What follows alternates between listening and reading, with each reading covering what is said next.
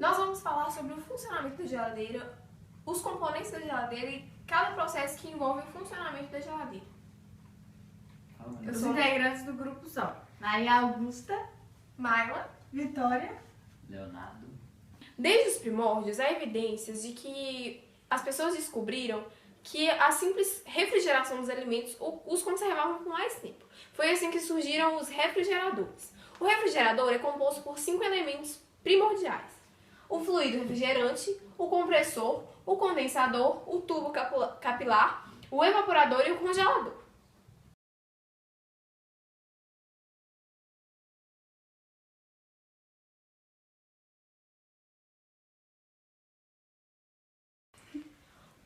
O fluido refrigerante é o qual deve possuir baixa pressão de vaporização e alta pressão de condensação, como é o caso do freon, que é o fluido mais utilizado nos refrigeradores. O compressor funciona como uma bomba de sucção que retira o fluido do ramo da tubulação que o antecede, isso reduz a pressão. Injeta este fluido no ramo da tubulação que sucede, aumentando a pressão. O condensador trata-se de uma serpentina externa, localizada na parte de trás da geladeira, na qual o vapor se liquefaz e fica responsável por liberar calor para o ambiente. O tubo capilar, O tubo capilar é responsável por diminuir a pressão do vapor do fluido. O evaporador é composto por um tubo em forma de serpentina acoplado ao congelador. Ele fica atrás da geladeira também. E passa o gás do estado gasoso e o fluido absorve energia na forma de calor do congelador. E ao abandonar o evaporador, chega ao compressor, recomeçando todo o ciclo. E por último, mas não menos importante, temos o congelador, que localiza-se na parte superior do refrigerador, que é para facilitar a formação de correntes de convecção interna, permitindo a mistura do ar à baixa temperatura do congelador e de sua vizinhança com o ar e a temperatura mais elevada das outras partes. Vou falar sobre o funcionamento da geladeira. A geladeira, a temperatura dela é uniforme, é diferente. Tipo no congelador. O congelador, o ar é mais denso. E como o ar é mais denso, ele desce para baixo. Por isso, o engenheiro, quem fez lá, projetou a grade para melhorar essa transfusão. Na geladeira há um sensor de temperatura que chama termostato. Esse termostato serve para regular a temperatura da geladeira. Tipo, quando a geladeira tá, tipo assim, tem um botãozinho lá que todo mundo conhece, que tem 1, 2, vai até o 7. Nesse 7, aí você coloca, tipo, geralmente em todas as casas deixa no 1, porque tipo assim, né? Tempo de férias, vai lá, coloca no 7, cervejinha gelada lá, pá.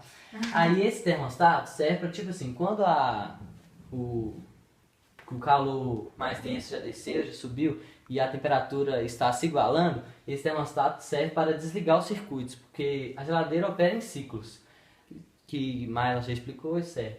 Aí,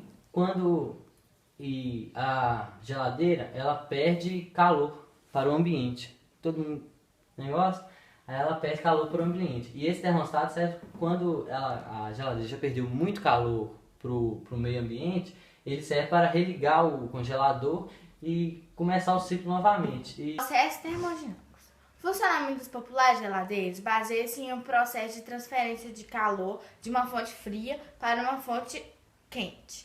No entanto, este processo não é espontâneo. Faz-se necessário uma quantidade de energia externa que ocorre na forma de trabalho para que essa transferência seja possível. Só para explicar, a fonte fria é o congelador e a fonte quente é o condensador ou radiador. Para aí, Léo.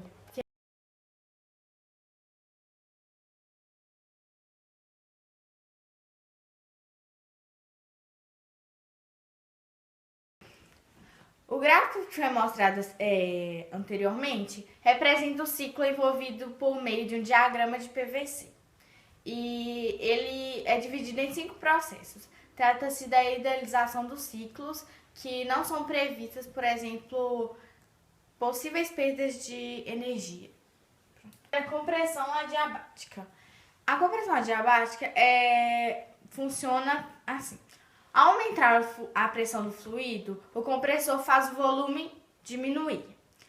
Uma vez que esse processo ocorre muito rápido, de forma que as perdas de energia são ínfimas. Podemos considerá-lo como um processo adiabático. O trabalho que o compressor realiza é responsável pelo aumento da energia interna do fluido e, consequentemente, pela elevação da temperatura. Agora eu vou falar sobre o resfriamento isobárico. O fluido começa a perder a energia sob a forma de calor e, por causa do compressor, mantém alta a pressão e constante. O volume e a temperatura diminuem. Condensação. Ainda no condensador e sob alta pressão, o fluido perde mais um pouco de energia sob a forma de calor. Por conta disso, o volume e a temperatura do fluido diminui ainda mais e ele passa do estado gasoso para o líquido. É importante ressaltar que, até aqui, o fluido se encontrava no estado gasoso. Expansão adiabática. Sob alta pressão, o fluido atravessa o tubo capilar e na saída do tubo ele se expande. Visto que esta expansão ocorre muito depressa, de forma que o fluido troca uma pequena quantidade de energia, sob forma de calor, com a vizinhança. Podemos considerar o processo como adiabático.